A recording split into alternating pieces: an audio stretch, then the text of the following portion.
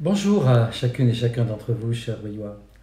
J'espère que vous avez passé, malgré le confinement, un bon week-end de 1er mai. Voilà, nous sommes dans la dernière semaine avant un déconfinement qui, en principe, va démarrer le 11 mai. En tout cas, nous nous y préparons. Mais il n'est pas certain que ça se passe comme cela a été indiqué. Il va falloir attendre, bien sûr, les décisions du gouvernement qui vont intervenir le 7 mai prochain. En ce qui nous concerne, nous avons achevé la distribution de nos masques et c'est pas une petite affaire, tout ce qui a été fait. Et je remercie encore les 1300 volontaires de la réserve citoyenne qui nous ont aidés à finaliser la distribution de 2 masques gratuits dans chaque boîte aux lettres.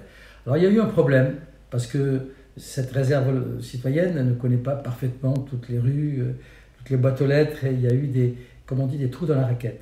Alors on a laissé un message sur le site internet à joindre, et il y a eu 2000 masques qui ont été distribués hier, dimanche et avant-hier samedi, pour boucher les trous qui nous ont été indiqués pour des endroits où les masques n'auraient pas été distribués. Mais maintenant, la distribution est achevée, et merci infiniment à nos 291 couturières bénévoles.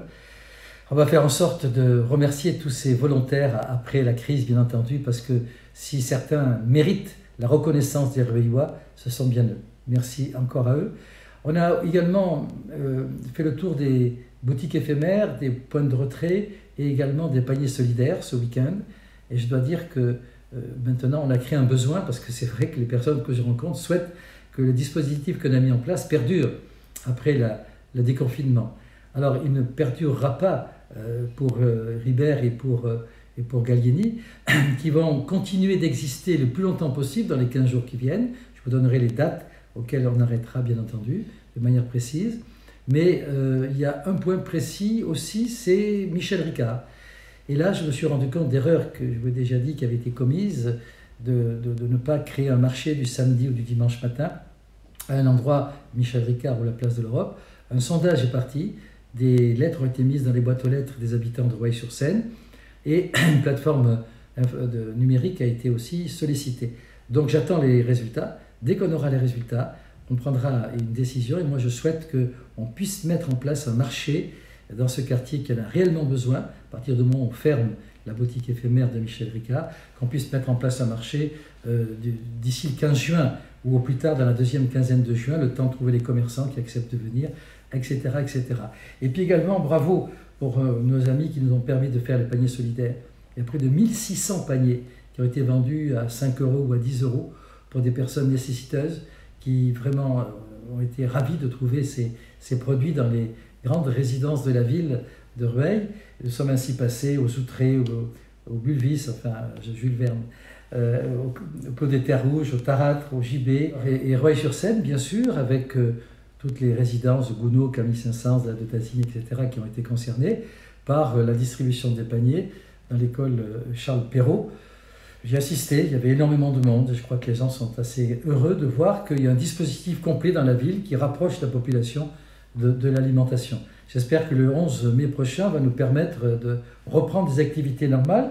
Le premier marché qu'on va relancer, ça sera Buzenval, le vendredi 15 mai, et puis le lendemain, le samedi 16, Jaurès, et puis les Godards le dimanche 17 avec Noutari. Voilà, maintenant sur l'ensemble des problèmes de déconfinement, moi je suis confronté avec mes équipes à 2 sujets. Le premier sujet sont les écoles. Il y a une réunion cet après-midi avec mon adjoint et l'inspecteur départemental pour déterminer les meilleures conditions possibles pour réouvrir les écoles à Rueil. Je n'ai pas pris de décision. Je prendrai mes décisions dans les 48 heures qui viennent, parce qu'il paraît que ce sont les maires qui doivent décider, donc j'assumerai mes décisions en fonction des retours des parents d'élèves qui souhaitent mettre leurs enfants dans les écoles. Je crois que les directrices ont mission, les directeurs ont mission de prendre des contacts pour savoir les enfants qui vont venir à l'école. Vous savez, c'est par groupe de 10 ou de 15 selon la catégorie d'enfants, selon l'âge, et notamment le nombre de professeurs des écoles présents. La ville, elle, a prévu, par rapport au personnel, ça y est, nous avons fait le compte, on est capable d'assumer l'entretien des écoles, le nettoyage et aussi la dépollution de tous les objets d'une manière régulière, dès lors que nos agents ne s'occuperont que de ces problèmes-là dans l'école. Moi, je tiens à faire prendre la température à l'entrée des écoles. C'est une mesure de sécurité supplémentaire. Nous sommes dotés de thermomètres laser pour faire cela et faciliter donc la vie des parents dès lors qu'ils sont en sécurité totale pour que leurs enfants puissent rentrer à l'école.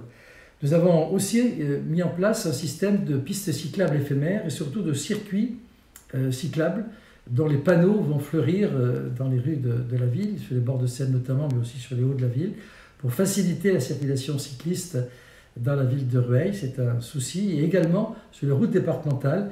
Et le président du département, mon ami Georges Siffredi, m'a envoyé une lettre à laquelle je dis oui, 3 fois oui, installer des pistes cyclables éphémères sur la RD 913 et sur la RD 914 qui permet de faire la liaison sur Colmar ou sur Paul Doumer, de telle sorte qu'on puisse traverser la ville grâce à ces pistes.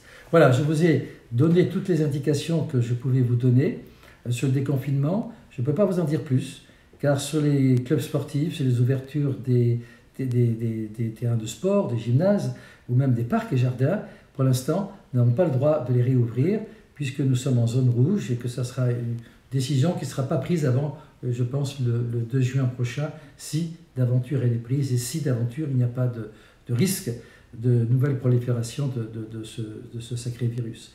Voilà, donc je vous souhaite une bonne semaine et puis je vous reparlerai pour vous dire plus précisément dans les 2-3 jours qui viennent, pour la rentrée des écoles, pour les centres de loisirs et pour les crèches, exactement comment nous allons procéder. Merci.